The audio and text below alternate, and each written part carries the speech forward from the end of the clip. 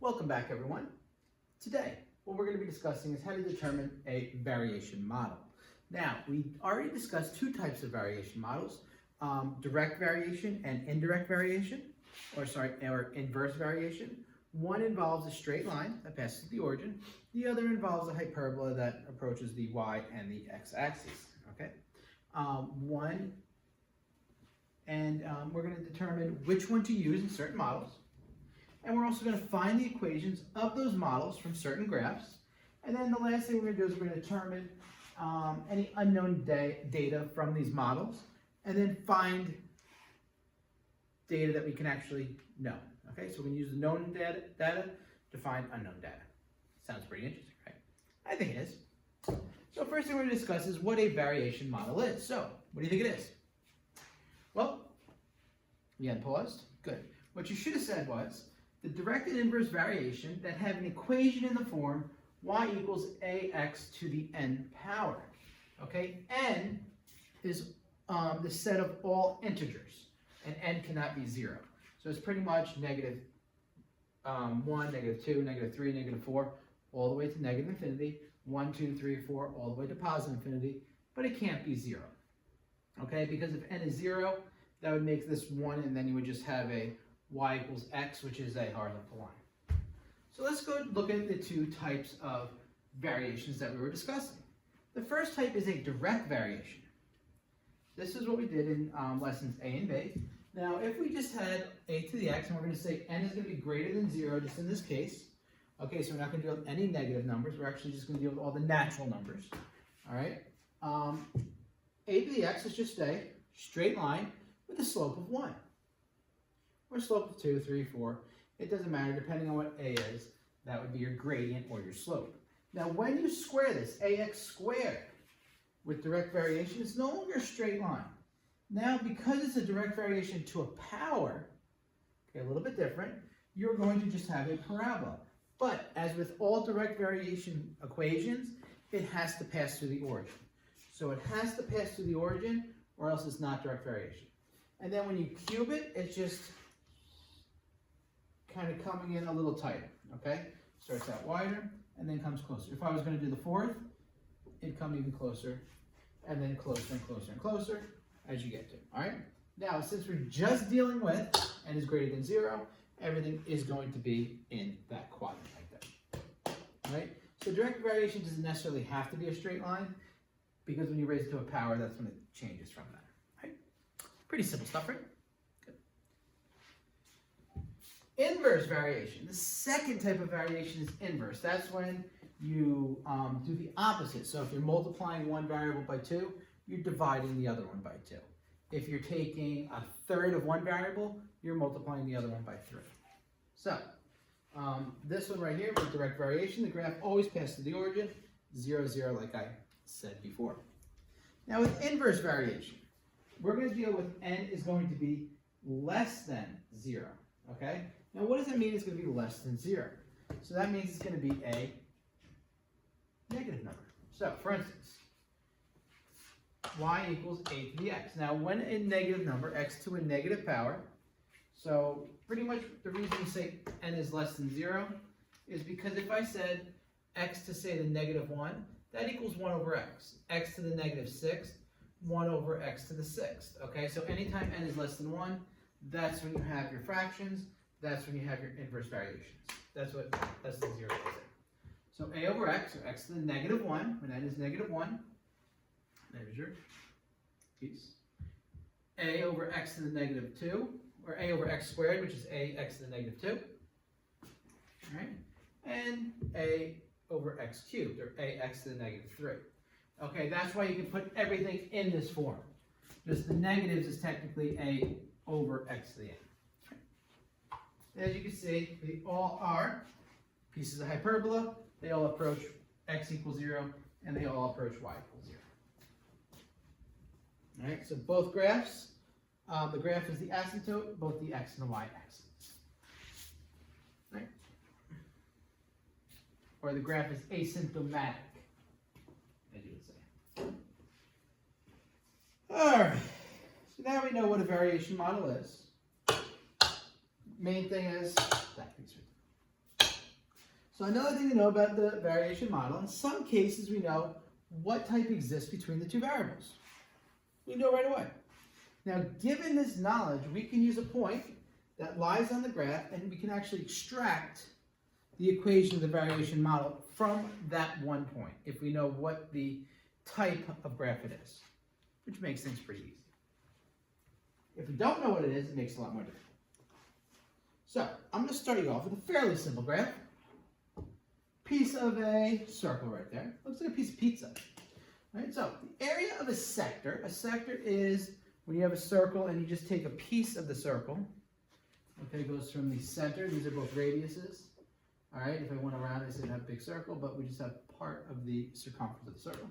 So the area of a sector of a given angle is directly proportional to the square of its radius. All right, the graph A, which is the area, against R, which is the radius, is shown. So this is the graph right here of radius versus area. Okay, now we're going to find the equation of the variation model using our information. So first off, you have to figure out, is this direct or indirect variation? Well, what tells you the answer here is this. It passes through the origin. So that means right away, it's going to be direct variation. How else do we know? It says it's directly proportional right here. When it says it, that's what it means. So that means A is directly proportional, remember the symbol, to R squared. Okay, because it says it. The square of the radius. So that means if we're trying to find out what the constant is, which we don't know yet, A equals K R squared. So it's going to be a number times R squared. Now from this graph, we see that R is 2. How do we know R is 2? Well, we can put the point here. When R is 2, like you want to pick points, I could also pick R as 3. I could pick R as other numbers, okay? But you want to pick R as 2, right? What is A? Right there. So when R is 2, A is 3. I picked points that are crosshairs. I could have picked 3, 7 as well. I'm just picking right now, though, 2 and 3.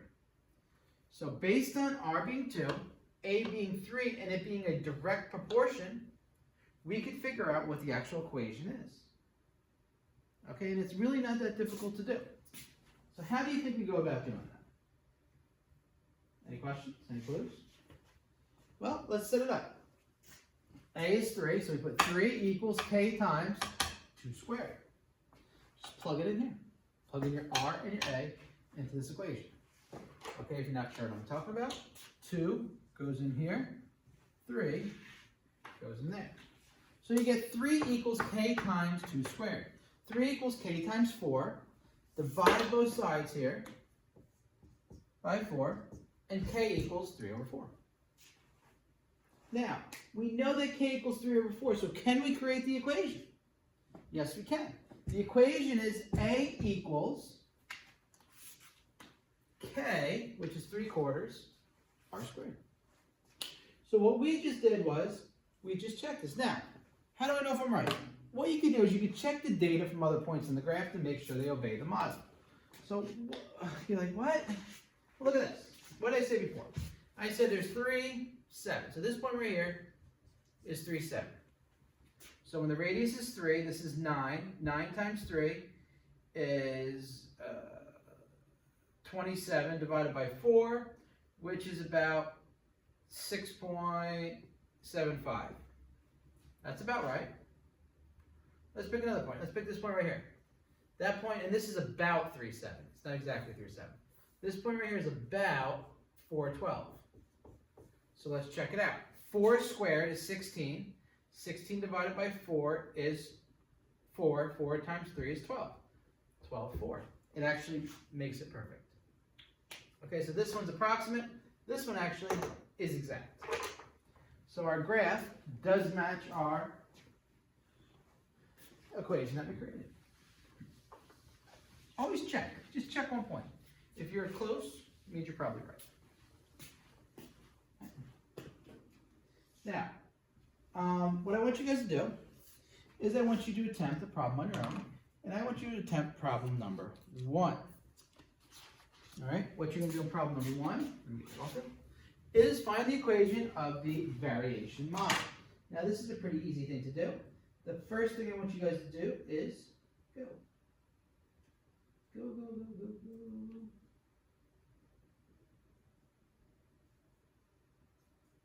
All right, we good? So, if I'm going, the graph of y against x is a straight line, and where else does it go? It passes through 0, 0, passes through the origin, therefore y is directly proportional to x. And it's a straight line, so that's why there's no power here. That's from lesson 7.8. So let's find the equation. So let's pick any point on here. Different people pick different points. I'm going to pick, we know that y is directly proportional to x, so y equals the direct proportionality constant times x, where k is a constant. You could pick any point you want on this graph, as long as the points match up. I'm going to go and look. I'm going to say, okay, no, no, no, no, no, no. Oh, right here. Right here. It looks like it matches up perfect. And that point happens to be x is 6, y is 7. So from the graph, we see that when x is 6, y is 7. The reason I don't pick this one is this one would be like 5, 5.8, 5.7. Then you have to start rounding and it gets a little crazy. Always try to pick ones that are perfectly with the crosshairs. So now we're using the 6 and 7 to solve. So y equals 7, so 7 equals k times 6. K equals, divide both sides here by 6. Okay, we're dividing this by 6, we're dividing this by 6. K equals 7 over 6. So can we find this equation? Yes, y equals 7 6 times x. And guess what? That's it. That is it, my friends. See how easy that was? Told you. Told you these problems were easy. All right, now what we're going to do is we're going to move on. Problem number 2. The height of a person above sea level is directly proportional to the square of the distance to the horizon. All right? The graph of h against d is shown. Find the equation of the variation model. So, the first thing you want to say is, write it out. H is directly proportional to what? So let's look. Height of a person, directly proportional, here's a key word, square of the distance. So square of the distance should tell you d squared, right? Height is h. H is directly proportional to h squared, so h equals the direct variation constant times d squared. See, this is what we're adding into this lesson, to find the direct variation constant. All right, so use that information to try to help find the model. So you're going to pick a point, and in this case, k is a constant. So let's look at a graph. This is a pretty good one. No, I don't want that one. Let's see. I think I know which one I'm going to pick. You guys pick a point. I'm looking, I'm following here. 3, no. Ooh, this one looks pretty good. Let me just check to see if there's a better one. No. Maybe this one, maybe 8-4 or 4-1. I'm not sure. I'm going to pick 4-1 though. Why? Because it's just small numbers. 1 equals k times 4 squared. 1 equals 16k. K equals 1 over 16. Now say I did pick 8-4. I don't know if this is going to work out. Let's hope this works.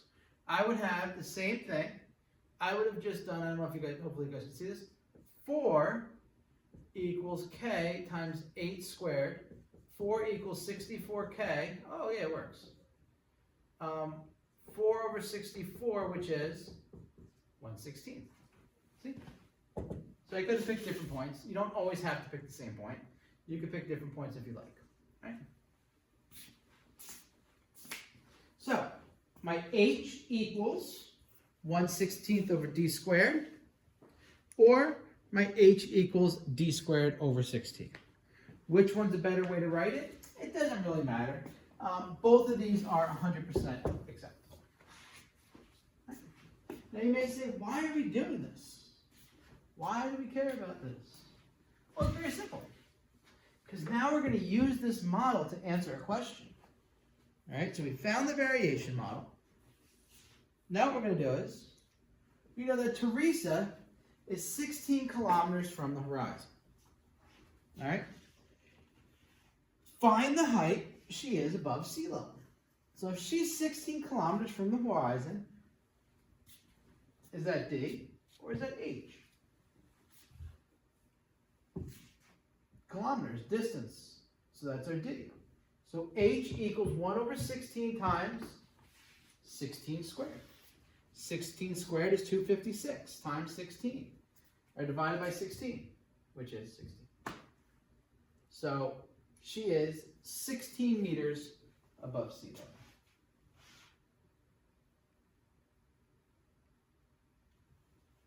That's it. That's how easy these problems tend to be. All right.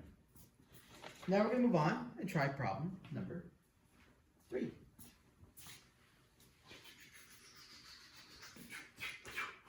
All right, scale models of a car in different sizes. The mass of a model car, m kg, kilograms, is directly proportional to the cube of its length. The graph of m against L is shown. Find the model connecting m and L. So first thing you want to see is, read the sentence. Are we squaring it? Are we cubing it? Are we quadding it? What are we doing to it? So let's break down the sentence. Oh, pause. You did the problem on pause. So, mass of model directly proportional to the cube of its length. Cube of its length means what? L cubed. So m is directly proportional to L cubed, so m equals KL cubed. K is my constant. So now we're going to find a point. Well, there's 2 points here. All right? We have points given to us, so we don't have to estimate here. I'm just going to use the first point, 20.04. Make 20.04. Yeah, so there, 20.04. Yeah, that's it.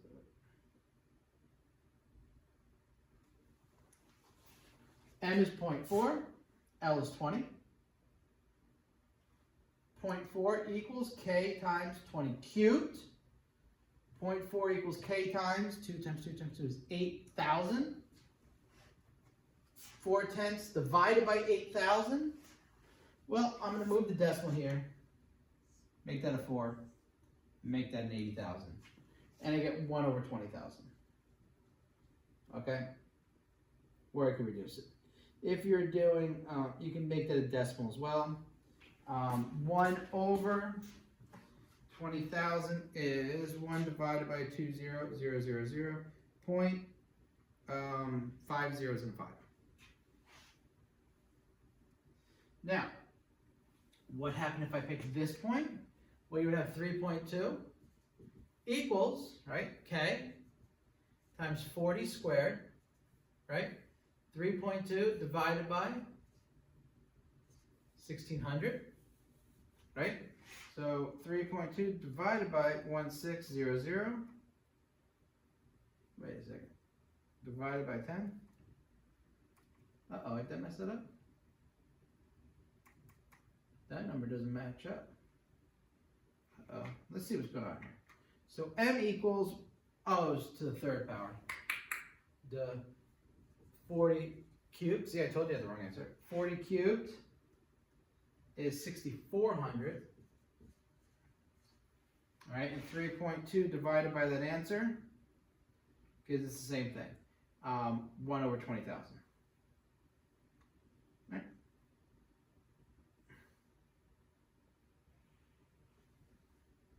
So you could have used either point and got the same answer.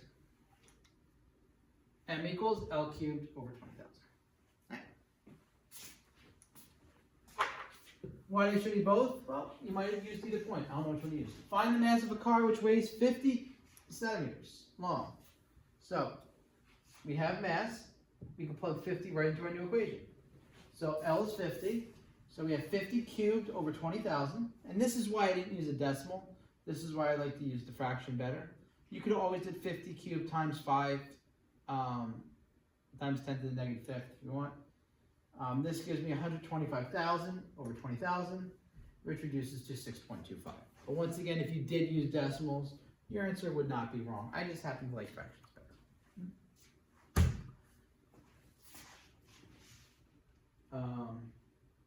What does that tell us? What does that tell us? That means when the car is 60 meters long, the mass of a centimeter long model car is about 6¼ kilograms. Next one, find the length of a model car with a mass of 1 kilogram. So now you're replacing the mass, m equals 1. All right, we're using the same equation right here. 1 equals L cubed over 20,000. You multiply both sides here by 20,000, so 20,000 equals L cubed. All right, the cubed root of 20,000. And you should have got approximately about 27 1/10. I always like to go to the 3 significant figures. And what that tells us is the length of a model car that has a mass of 1 kilogram is about 27.1 centimeters. All right, and we could check to see if that makes sense. All right, so longer car, heavier, lighter car, shorter. Okay, makes a little bit of sense.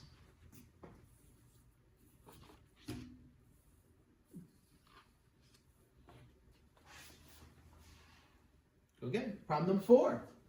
Is it suspected that the variable y varies inversely with the variable x? Okay? And then what they're going to ask is, do the 3 mark points.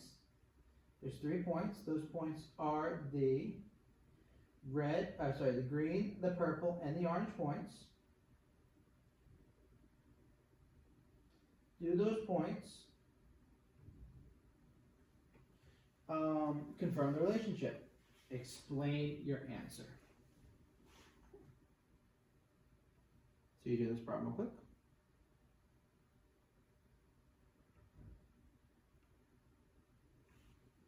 All right. 3 mark points. You got point 1, 10. How do I know that's 10? Well, this is 1, 2, 3, 4, 5. Each one of these units is 1. 2, 4, 6, 8, 10 goes up by 2. 1 over 10 up. This one is 1, 2. 2, 4, 5. 2, 5. This one is 5, 1. So those are my 3 points. Do they confirm this relationship? Inverse variables. So are they inverses? So how can we figure that out? Well, in order for something to be an inverse, when you multiply the 2 numbers together, they have to be the same. When you multiply the x times the y, they're the same. So what that means is, so the points 1, 10, 2, 5, and 5, 2. So 1 times 10 is 10. 2 times 5 is 5. 5 times 2 is, 2 times 5 is 10. 5 times 2 is 10. Oh, so what does that mean? That means that, are they the same for each point? Yes. That means x times y equals 10 for every point, which is exactly what they want, what we want. All right, since it's the same for each point, it is reasonable to assume that y varies inversely with x.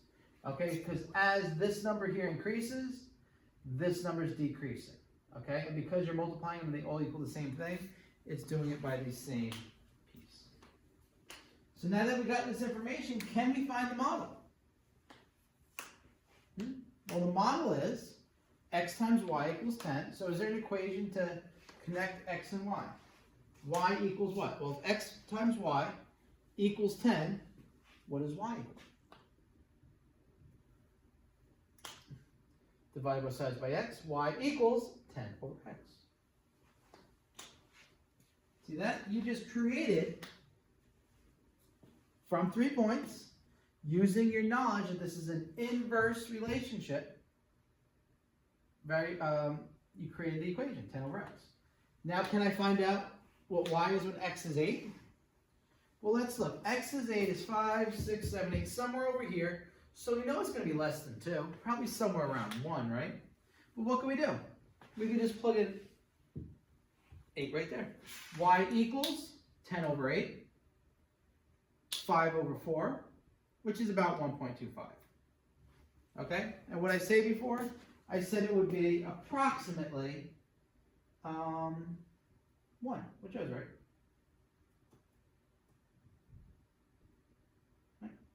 Any questions? That was fairly simple, I think.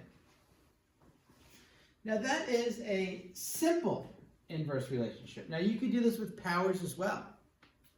okay? Because the key to this is, the reason we got this x times y equals k, where this came from in case you're wondering, with direct variation, y equals k over x, right? Because it's kx to the negative n. So all we do is multiply both sides by x, and that's how we got that. Now if we're dealing with powers, this x could be raised to a power as well. In this case, it would just raise to the first power. All right, a little extra information that I usually say during class. All right, so now let's do problem number 5. So 4 is an easy one. We got 2 problems left. We got 5 and we got 6. So number 5. Table contains data from an experiment. Show that the model relating x to y has the following form. Now we're at k equals k over x squared. Ooh, that's a tricky one. And then find the value of k. All right, so what we're going to do is we're going to start, very simple. I want you to figure out what that means. So how can we find the value of k? All right, so if y equals k over x squared, what does k equal? Y times x squared, right? Or x squared times y. Because you can just multiply both of these by x squared, you cancel out the x squareds. So, I have it right here. Y equals k over x squared, multiply both sides by x squared, you get x squared y equals k. Look at that. So, let's go see what that means. We want to do x squared y. So what we're going to do is 0.25 squared times 80. You get 5. 0.5 squared times 20. You get 5. All right, and you may say, what am I doing here? I'm just plugging them in. 0.25 squared times 80. 0.5 squared times 20. 1 squared times 5. Guess what that is? That one you can do in your head. That's 5. And the last one, 2 squared, which is 4, times 1.25. And they all equal 5. Okay? Just calculator work. X squared times y always equals 5 for every data point that we have. So what that means then is k equals 5. If it was messed up for one of them, no good. But since it's true for every point, we're good. So anytime x is greater than 0, if x is less than 0, we'll mess things up, or equal to 0, y equals 0.5. Okay, so now we're over here somewhere. So if y equals 0.5, I want to know what x is. And I have to multiply them together to get 5. So I use my equation. Why do you do that? All right. So when y is 0.5, I'm going to use the equation that I created, which is y equals, instead of k over x squared, it's 5 over x squared. 0.5 equals 5 over x squared. Multiply both sides by x squared. Okay, the reason you do that is when I multiply this by x squared, cancels out, multiply this by x squared. All right, I divide both sides by a half. 5 divided by 0.5 is 10. You get x squared equals 10. Take the square root of both sides, and x equals square root of 10. Right. If you were going to put a decimal on that, square root of 10 is about 3 point something. What's square root of 10? Square root of 10 is 3.16. Right?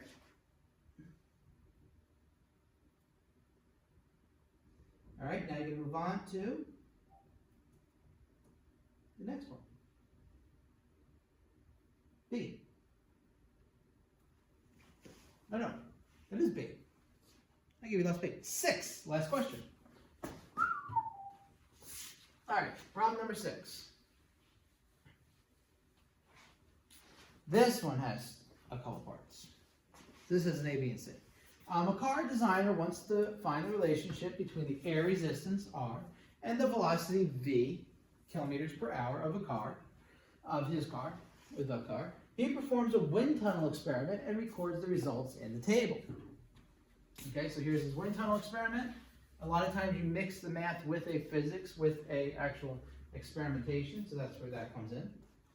All right.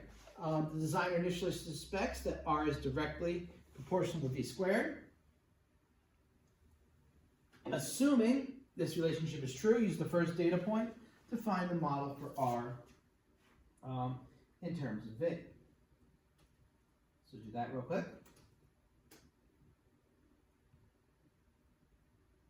You done with that yet?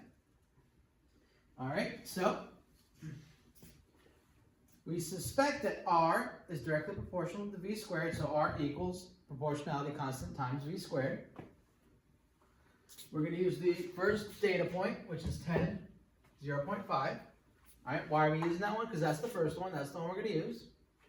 So we plug it in, 0.5, where K is a constant. V is 10. 0.5 equals K times 10 squared. All right. K times 100. K equals a half over 200, which you can move this and make this 5 over 1,000, or 1 over 200. You can also make it 0.005,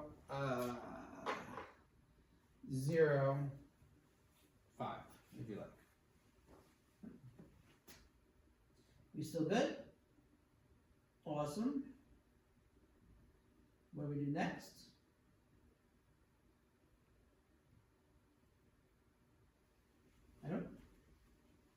Now we're going to check to make sure this is right. Our equation that we got is R equals V squared times 1 over 200, or V squared over 200. So now let's check the rest of this data to make sure it works. 24. So we're going to say, does 4 equal 20 squared? So when V is 20, R equals, we should get 4 as an answer, right? 20 squared is 400 over 20. We get 2. Should be 4. That's not good. That doesn't equal 4. Maybe we messed up. Let's try 30. So when V equals 30, 30 squared over 200, 900 over 200, 9 over 2 or 4.5. Oh, that should be 13.5. Uh-oh, am I word here right? Of course it's right. When V is 40, R equals 40 squared or 1600 over 200. That's 80. Or no, 8. Oops, that was really wrong. So 8 doesn't equal 32. Uh-oh. So what does that tell us? That tells us something's really bad. Is his model correct here? Is this a good model? No, it means the model's messed up. This model's incorrect. We cannot use V squared. Okay? So it's not R equals KV squared, it's something else. Maybe it's cubed, maybe it's to the 4th. But we got to figure out what it is because it's not that. Is that possible? Yeah, this happens a lot in working out. So what do you want to try? What do you think is a good one? So we do this data, we go, okay, we got to trash all this data. All that was for nothing. All right, so we're going to show the model. We're going to try KV cubed. Maybe it's a V cubed curve. Who knows, right? You got to just keep on plugging it in and trying until you get it. So we could actually say, okay, you know what? I'm not going to make the model and then plug everything in just to mess up again. I'm going to go right for it this time. And I'm going to say, you know what? If R equals KV cubed, right, I can find out what K is. K should be R divided by V cubed. And all my K's should be the same. They should all be R divided by V cubed. So I go, you know what? Let's get going. Let's do this first one. All right, first one. 10 divided by 0.5 to the 3rd power, all right, equals 1 over 2,000. Wait a second. Did I do that backwards?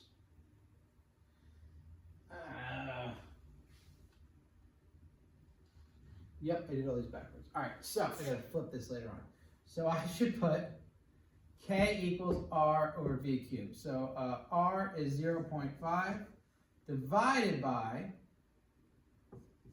10 cubed is 0.5 divided by 1,000, which is 1 over 2,000. I just got to change all my numbers. This one right here, this should be 4 over 20 cubed. 1 over 2,000. I just flipped my numbers when I was making this.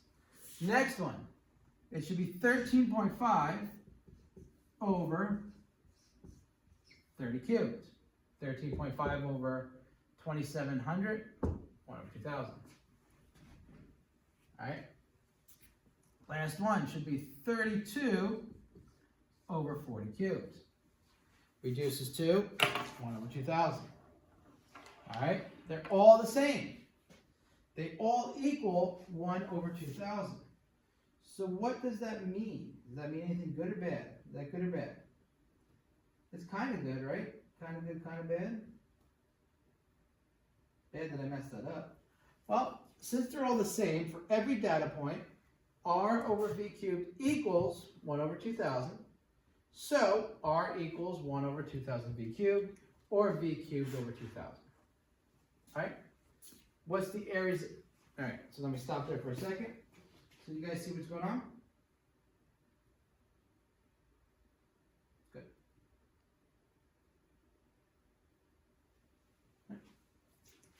So when it's 50, we just type in 50 for v. 1 over 2,000 times 50 cubed. 50 cubed is 125,000, 125,000 over 2,000. 125 over 2, 62.5 units. All right, so the air resistance is 62.5. And that makes sense because you're going up exponentially. Sorry about all that middle stuff. I don't know how that slipped through. How did that slip through? That's embarrassing. Embarrassing, embarrassing, embarrassing. Oops. All right. Guess what though? I made it to the last slide before I messed up, so that wasn't too bad. So that completes the lesson. Determining the variation model. So hopefully now you're able to establish the difference between direct and indirect variation, how to create the models from knowing which type it is, figuring that out, and then finding unknowns, information that you're looking for based on making this model yourself. All right? So until the next time we have a lesson, have a good day.